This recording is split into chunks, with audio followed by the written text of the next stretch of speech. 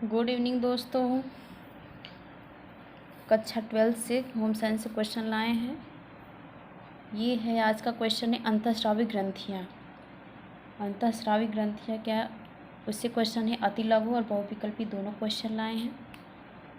ये हमारे TGT PGT के लिए मोस्ट इम्पॉर्टेंट क्वेश्चन है। विज्ञान से अंतःस्रावी ग्रंथियाँ, प्रजनन तंत्र, अंगतंत्र, तंत्रिका तंत्र आदि ये सभी जो है जितने तंत्र हैं, इन सबसे भी क्वेश्चन पूछते हैं। तो आज हम लाए हैं अंतःस्रावी ग्रंथियाँ। तो अति लघु क्वेश्चन की ओर चलते हैं।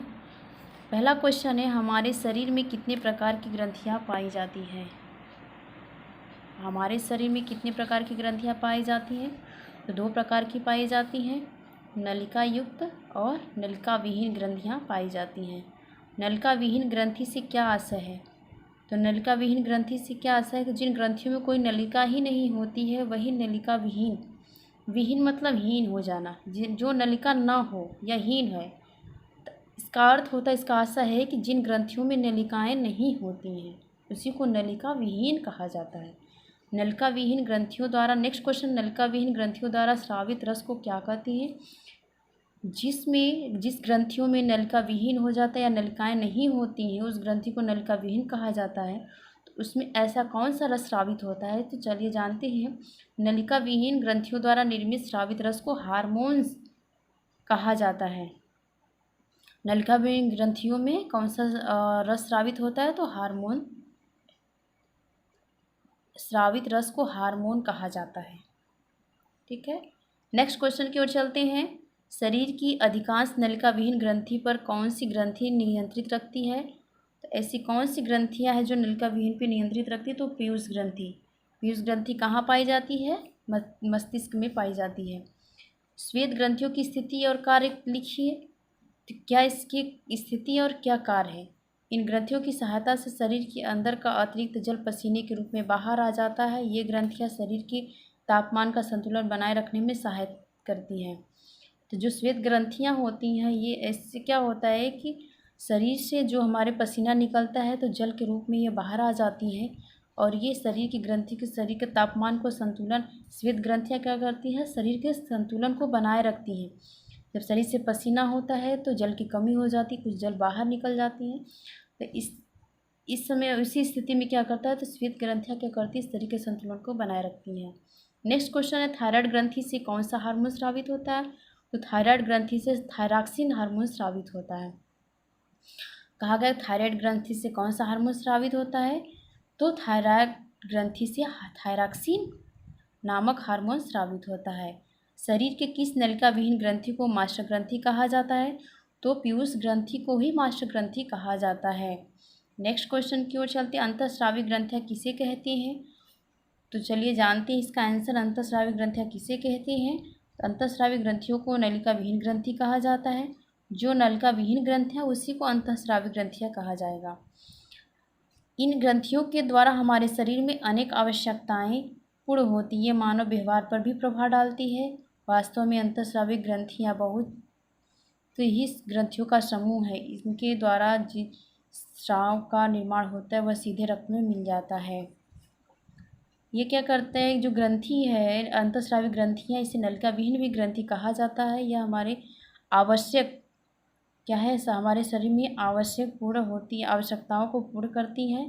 जैसे कि ये मानव के व्यवहार पर भी प्रभाव डालती हैं और मतलब अंतःस्रावी ग्रंथियों से जो क्या कहते हैं, जो हार्मोन्स बदलाव होता है या स्रावन होता है उसका भी निर्माण करती हैं और ये सीधे रक्त में मिल जाती हैं। बहुविकल्पी क्वेश्चन की ओर चलती हैं। नेक्स्ट क्वेश्चन की ओर चलते हैं। बहुविकल्पी क्वेश्चन है, निम्न में से कौन सी अंतःस्रावी ग्रंथियाँ पाई जाती हैं? तो पीयूष ग्रंथि, थायराइड ग्रंथि, ए बी दोनों, इनमें से सभी। तो पीयूष ग्रंथि और थायराइड ग्रंथि, ये दोनों ग्रंथियाँ अंतःस्रावी ग्रंथियों में पाई जाती हैं। हमारे शरीर में कौन सी ग्रंथियाँ पाई जाती हैं? तो नलिका युक्त ग्रंथियाँ, नलिका विहीन ग्रंथियाँ। नलिकाओं के साथ जुड़ी हुई भी ग्रंथियाँ पाई जाती हैं और जिसमें नलिकाएं नहीं होती, मतलब नलिका विहीन होती हैं, वो भी ग्रंथियाँ पाई जाती हैं। तो ये दोनों हमारे शरीर में पाई जाती हैं। नलिका विहीन ग्रंथि कौन सी है? पीयूष ग्रंथि, लार ग्रंथि, आमाशय ग्रंथि, हृदय। तो नलिका विहीन ग्रंथियां पीयूष के अंतर्गत पाई जाती हैं। नेक्स्ट क्वेश्चन है, संकटावस्था, भावावेश आदि दशाओं में संघर्ष या पलायन प्रतिक्रिया के समय किसका श्रावण बढ़ जाता है? तो संकटावस्था, भावावेश आदि दशाओं में संघर्ष या पलायन प्रतिक्रिया के समय किसका श्रावण बढ़ जाता है? तो एड्रीनलीन का क्या होता है? श्रावण बढ़ जाता है। नेक्स्ट क्वेश्चन की ओर चलती हैं।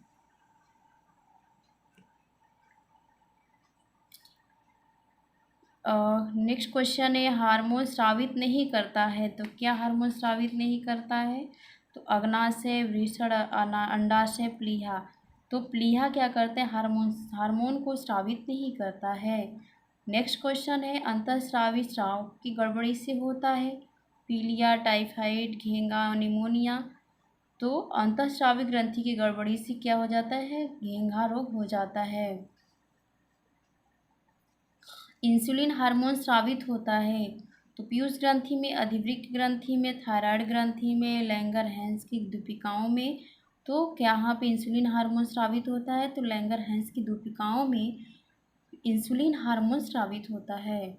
नेक्स्ट क्वेश्चन है, नलिका विहीन ग्रंथि कौन सी है? आमाशय है, पीयूष ग्रंथि, हृदय है, इनमें से कोई नहीं है। तो नलिका विहीन ग्रंथियाँ, इसके ऊपर अभी हम अति लघु क्वेश्चन में बताए हैं कि नलिका विहीन ग्रंथियाँ पीयूष ग्रंथि के अंतर्गत पाई जाती हैं। नेक्स्ट क्वेश्चन है, सबसे बड़ी अंतःस्रावी ग्रंथि कौन सी है? थाइमस ग्रंथि है, थायराइड ग्रंथि है, पैराथायराइड ग्रंथि है, पीयूष ग्रंथि है। तो सबसे बड़ी अंतः ग्रंथि किसे कहते हैं? तो थायराइड ग्रंथि को कहते हैं। मस्तिष्क के हाइपोथैलेमस से, नेक्स्ट क्वेश्चन है, मस्तिष्क के हाइपोथैलेमस से लगी अंतःस्रावी ग्रंथि है थायराइड ग्रंथि, अधिवृक्क ग्रंथि, लैंगर-हैंस की दूपिकाएं, पीयूष ग्रंथि। तो मस्तिष्क के हाइपोथैलेमस से लगी अंतःस्रावी ग्रंथि को पीयूष ग्रंथि कहते हैं। निम्नलिखित में से कौन पीयूष ग्रंथि के नियंत्रण में नहीं होती है? Adrenal cortex, thyroid, adrenal medulla, वृषण। तो पीयूष ग्रंथि के नियंत्रण में क्या नहीं होती हैं? तो वृषण नहीं होता है। शिशु जन्म प्रसव के समय कौन सा हार्मोन स्रावित करता है? जब शिशु जन्म लेता है उस समय महिलाओं के अंदर कौन से हार्मोन स्रावित होता है?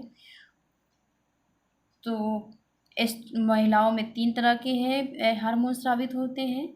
कौन कौन से हार्मोन से? एस्ट्रोजन, प्रोजेस्टेरॉन और रिलैक्सिन होते हैं।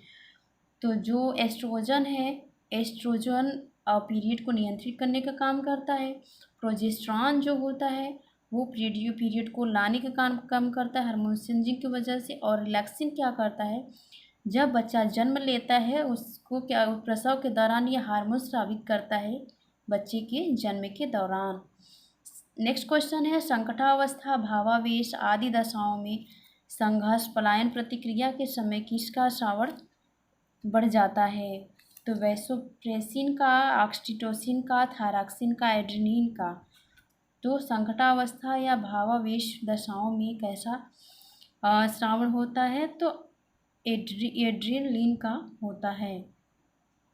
नेक्स्ट क्वेश्चन है, हार्मोन स्रावित नहीं करता है। तो अभी इसके ऊपर अति लघु में हम बताए हैं कि प्लीहा क्या है? हार्मोन्स को स्रावित नहीं करता है। नेक्स्ट क्वेश्चन, अंतःस्रावी स्राव की गड़बड़ी की से होता है। पीलिया होता है, टाइफाइड होता है, घेंघा, निमोनिया। तो घेंघा रोग होता है।